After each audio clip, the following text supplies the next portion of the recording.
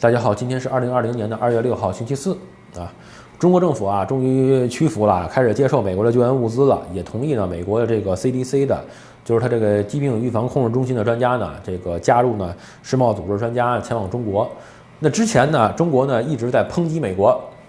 说你们呢这个坐着说话不腰疼，你们说老说支持我们，支持了个屁，没有看到救援物资啊。后来呢，我们也驳斥了这个华春莹，对吧？我们说了美国有大量的救援物资过来。啊，那现在呢，就是说，中方的意思好像就是说呢，那些救援物资呢，算是美国民间的、美国企业的，不算是来自于呢美国政府啊。那反正这种东西吧，就是跟小孩吵架一样，我觉得没什么意思啊。不管怎样吧，今天呢，这个美国媒体呢报道了一些呢这个内幕情况，我们给大家说一下啊，是这么个回事啊。美国政府啊，在昨天有2架呢满载救援物资的包机到达了中国武汉啊。那主要的目的呢，一个呢是往中国呢送这个救援物资，另外一个呢是撤侨啊。这2个物资呢到达武汉了之后呢，把他们装满了的救援物资呢卸给武汉，然后呢又装了呢350个呢美国人，搭了呢这2个班机呢返回美国。在2月6号的今天呢，美国时间今天早晨呢已经抵达了加州了啊。那这里边呢就有一个现实情况是什么呢？原来在之前的那架美国的747的专机就已经运输过救援物资了，它不是空机去的。当时我们以为它是一架空的飞机去把人抓回来就完了，不是，它去的时候呢，飞机上装满了救援物资，但是中国政府呢当时觉得难堪，不允许它呢在武汉呢卸货啊。而且我们得到的情报是什么呢？不管是美国也好，是日本也好，他们的撤侨飞机不允许白天抵达，一定呢要在晚上凌晨进入，早晨天亮之前呢就要离开，不希望呢照到照片，觉得呢太难堪。那之前呢我们就说过，就美国和中国在撤侨的时候呢是秘密谈判了，达成了很多的协议，就是说呢要这个照顾中国政府的面子啊。中国政府现在不愿意把自己列为疫区，就说你们好像在这撤侨了，我这成疫区了，丢人不好看。那当时呢我们就说呢，我不知道，当时不知道他们内部到底怎么谈的。那现在呢逐渐知道了，就是说呢所有的撤侨都必须是在入夜凌晨的抵达，天亮之前要离开，白天不许，不好看。然后呢，这个你运送物资呢，你说你捐给武汉呢，我们不能接受。所以呢，第1架飞机呢，当时呢转飞到无锡，就是说呢，这个物资呢是给别的，不是呢救援武汉的，武汉不是疫区。你说要面子要到这种地步，所以呢，物资呢运到了武汉，然后武汉呢，他们再想办法呢，用汽车呢再往运到了无锡啊，然后无锡呢，他们再想办法呢，用汽车呢再给武汉呢送去，因为这样呢，我们面子上好看一些，好有意思哈。然后呢，在无锡卸货之后呢，再飞到武汉呢去接人。那么通过协商之后呢，觉得这样子呢太麻烦，抱歉啊。不光呢是这个美方的飞机呢麻烦，要先飞这儿再飞这儿麻烦。另外一个呢，对于中方来讲呢也比较麻烦，运到别处去呢。然后这个物资呢，还有呢这个就是说，据说呢半路是这样子，就是雁过拔毛，你这物资从我这儿过呢，我这得烧2箱留下，你知道吗？就跟这个唐僧去取经一样，好歹呢你得意思意思，要不然给你那经呢就是白纸的，是无字的，没有字的，你知道吗？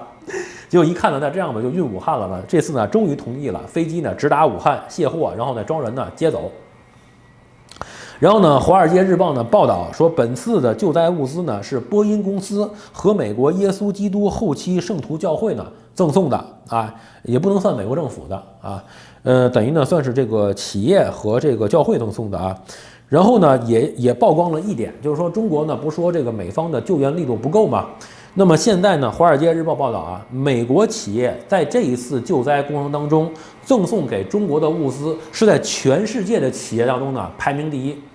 1，啊 ，Honeywell 就是比如说我们后边那个空气净化器就是 Honeywell 的啊。Honeywell 公司呢，就光口罩就赠送了2000万个，日本人给了100万只口罩，还记不记得？当然也不是日本政府啊，是日本的民间啊，也是企业和慈善组织啊。美国这也是 Honeywell 公司呢，光口罩就赠送了2000万个。然后呢，比尔盖茨呢，在1月29号的时候呢，当时呢宣布呢捐赠1000万美元给中国。在驳斥华春莹的时候呢，我说了，但是实际上呢，就是说他当时说给1000万，那么第一笔呢给了500万，后面500万呢要下一次再给。然后呢，到2月6号，今天比尔盖茨呢宣布要把这1000万的这个捐赠呢提高到1亿美元啊，然后呢会陆续呢都会到账。那我相信呢，比尔盖茨绝对不是那种呢说捐赠然后不给钱的人，对吧？他丢不起那人啊。而且他们的这个盖茨和那个美琳达那个基金会呢，在全世界来讲呢，做慈善做的是最好的，捐赠也是最多的。我相信比尔盖茨他自己出来宣布要给1亿呢，就真的会给1亿美元的啊。好，然后呢，这就是美方的这个捐赠情况。那我们现在逐渐的呢就知道了这个事实。那么跟华春莹说的呢，是有出处的，是吧？不，当然了呢，如果你相信什么华春莹啊，还有那个叫什么那个外交部那发言人那男的康辉是吗？不是。叫什么？我想不起来了。反正你要能相信他们的就搞笑了，对吧？咱们外交部的例行记者发布会呢，每一次都跟说相声差不多，是吧？这个说实话，准确率还不如我们了，对不对？因为我们报道新闻，我们为了抢及时性，有的时候都是在抢争分夺秒的时候呢，难免出现一些呢失误，对吧？那你这个外交部是怎么回事呢？对不对？失误率。我就不说了啊，我们是失误，他那叫呢揣着明白装糊涂，是吧？好，接着说啊，然后中方呢现在呢也同意了一名呢美国 CDC 的专家呢随这个世贸组织代表前往中国啊。那原先呢就是美国是希望能多派几个，那中方呢不同意，中方觉得来了太多的呢管不住，不好管，容易呢把这个实话说出去。中方现在呢不希望呢就是说把中国的为什么他不希望就是说把中国的这些什么感染人数啊、死亡人数这些详情说出去，他尽量往下压呢？就是呢，他担心呢，说的越夸张，别人呢对中国的这种封锁和制裁就越严厉，就会认为你是疫区嘛，就会要整个全面的封锁你，那对中国的对外贸易方面的损失惨重。所以中国呢现在尽量想把这个事儿呢说的特别简单，最好呢就2个人感染，然后呢1个都没死，是吧？但是呢，是吧？好，不管怎么着啊，然后再来说一件事儿啊，这个美国呢吉利德他们不有这个瑞德西韦吗？关于这个瑞德西韦呢，昨天我说我得到了消息，瑞德西韦呢非常贵。那有人呢跟我说是这样子的，这个瑞德西韦这个药啊，到现在为止它还没有量产啊，因为它一直的没有完全通过，它之前好像第2期、第3期的实验都没有做，现在呢跳过第2期到中国呢做第3期，所以它一直呢没有量产。没有量产的话呢，这个药现在浓度呢是非常高的，所以呢就是说几十毫克呢就要卖很多钱，这个呢是正常现象，首先是正常现象，其次呢，因为没有量产，所以成本呢就变得非常的高。所以呢，像我昨天说，很多50毫克就得几千人民币，100毫克就要上万。他们说呢，这个价格呢是正常的。如果量产了之后，大批量产的话呢，这个价格就会降下来。他说，包括那个车呀、邮票那些都是，如果它是限量销售的，产量没上来的话呢，单个的成本就是比较高。所以呢，这是事实。好，这是其一。另外一个呢，在吉利德他们 CEO 的在公司的季度大会上呢，有一个华裔的员工就提了一个问题，就是说呢，就关于这个武汉抢入了这个瑞德西韦这个就是治疗的这个方法在中国的这个专利，那就问那个 CEO 对此呢有什么看法？那么吉利德的 CEO 呢在大会上，在他公司年度大会上呢回答这个问题，他说：“我想向所有人传达的信息呢是这样子的，他说这个呢不会影响我们对全球健康的态度。”啊，我在此明确表示，我们公司的责任是患者第一，患者第一啊！我们在如何计划药物的时候呢，我们考虑的首先是患者的需求，患者的需要，我们就会提高产量。我们的目的是要让药物能够满足全球患者的需要，这是我们公司的存在的目的和我们的诉求。我们是来为患者服务的，那么利润不是我们的最终的诉求。啊，专利呢也并不是我们所追求的，我们不会陷入专利的去纠纷，我们不去跟他们去搞这种纠纷啊。我们的目的是要帮助患者，当然呢，我们也要保护知识产权，但是优先呢，首先是患者优先，保护患者。这是呢，吉利德 CEO 在公司季度大会上的表态。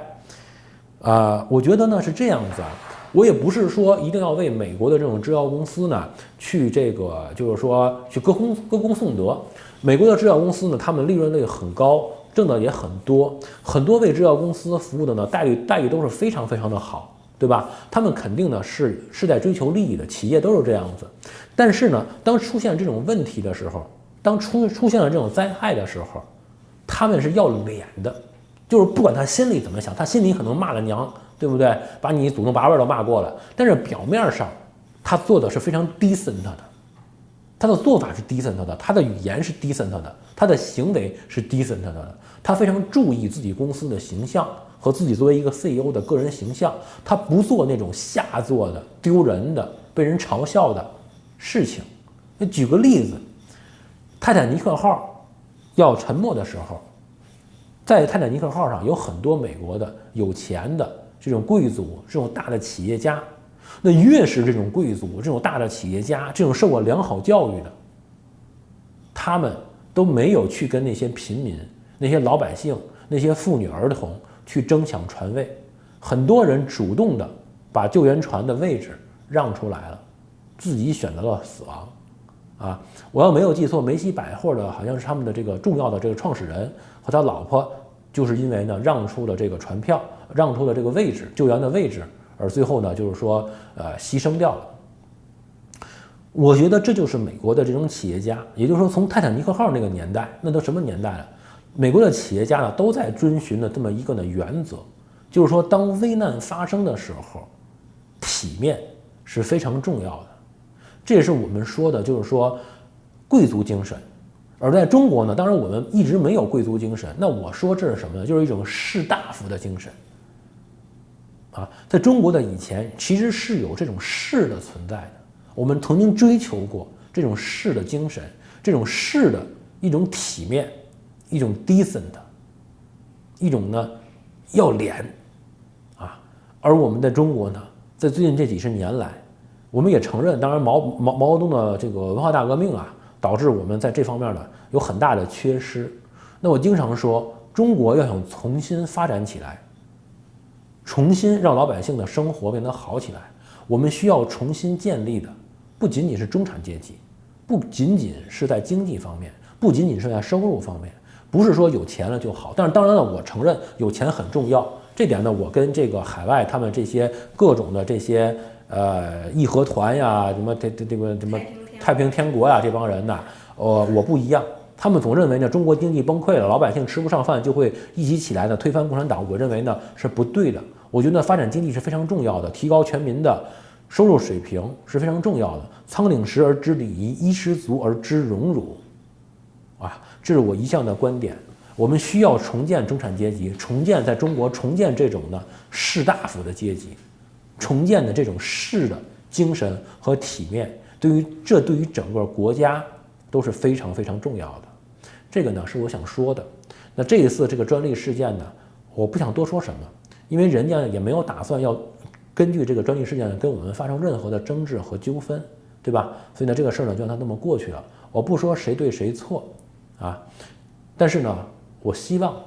这次灾难过后呢，我们还是能够呢，更多的我们携起手来，每个人都出一份力。反正我呢，经常呢，我在我的频道里边，我用我的时间，用我的资源，我在讲一些呢，就是说，无论你想看什么都好，对吧？《金刚经》、圣经、道德经、庄子啊、论语，对吧？我觉得呢，看一看这些，重建呢，就是说，我觉得重建我们的这种士大夫这个阶级，提高中国人民、中国公民的整体素质，提高公民意识。当这些都提高了之后，再面对这种灾害的时候呢，我们会处理得更好。如果我就说，如果在武汉的时候，当12月啊，我们认为呢是12月，那么美方认为呢在12月1号之前呢就已经出现了。但不管怎么着吧，在2019年的时候，当武汉的肺炎出现的时候，如果我们的武汉的 P4 的病毒实验室不是一个靠着睡男人当上所长的一位女士来执政的话，而是如果当时我们的这个武汉 P4 的实验室的所长是像马迎初那样的人，是像胡适先生那样的人，是像鲁迅先生那样的人的话，我们这一次武汉肺炎不会闹到这个样子。他们第一时间啊，都不要说什么胡适啊、鲁迅啊、马迎初啊这些，哪怕就像2003年当时非典的时候，蒋延勇医生那样的人，如果在武汉的这个病毒实验室来负责的话，我相信他都会非常耿直的在第一时间来报道这些消息，让我们可以提前1个月就采取手段那目前的武汉肺炎就不会发展成这个样子。但是我们是吗？我们不是。中国是一个劣币驱逐良币的国家，体面的、正直的，追求这种士大夫这种情怀的人，最终怎么办？都得像我们一样啊，移民美国，没有办法，劣币在驱逐良币啊。那种啊，像动不动就是那种啊，有事儿了 CEO 干，没事儿干 CEO，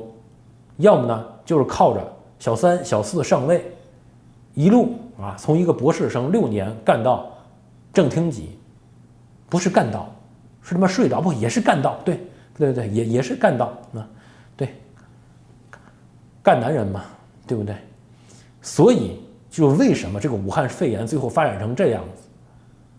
然后你会发现，这个武汉病毒所这个恬不知耻到了什么程度？有病毒了，他不是第一时间站出来说，挣钱了，双黄连了，他率先说让你买双黄连，坑你买什么双黄连啊，好。然后等到人家瑞德西德人家来做药了，他们呢去抢注的专利，啊，你就看看，就这种靠着睡男人干男人发展起来的，就是干的这个事情。如果你觉得很体面，那恭喜你啊，中国适合你。那我觉得不体面，这是我移民的原因之一。我觉得太他妈丢人了，把姥姥家的人都丢光了。不好意思啊，刚刚还说呢，就是说不论是非，不要去抨击任何人啊。结果最后呢，还是忍不住，好吧，算了，今天这期讲到这里吧，谢谢大家。